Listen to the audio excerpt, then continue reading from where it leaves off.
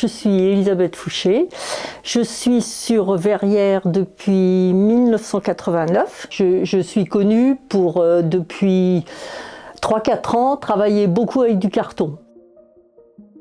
Pourquoi le choix de la mosaïque? En fait, j'ai bien réfléchi, c'était quelque chose qui était en évolution, qui existe depuis très longtemps, parce que les mosaïques romaines, tout le monde connaît ça, et qui ne demandait pas non plus un investissement financier sur le matériel, ni sur le temps de formation.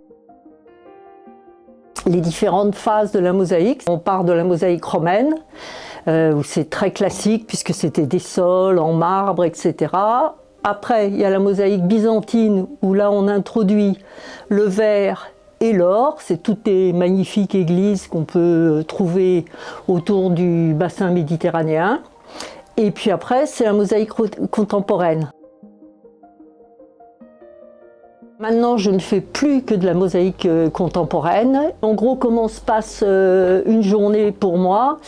Alors, il y a la création personnelle, bien sûr, parce qu'au début, effectivement, pour apprendre, on fait des copies, parce qu'il n'y a pas la réflexion de qu'est-ce que je vais faire.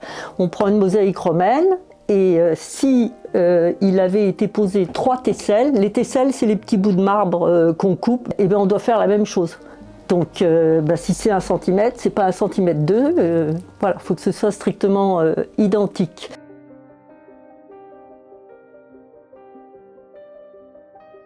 J'ai travaillé avec des enfants et une association qui s'appelle L'Outil en Main. J'ai travaillé aussi avec des adultes qui avaient envie de faire un petit peu d'activité manuelle.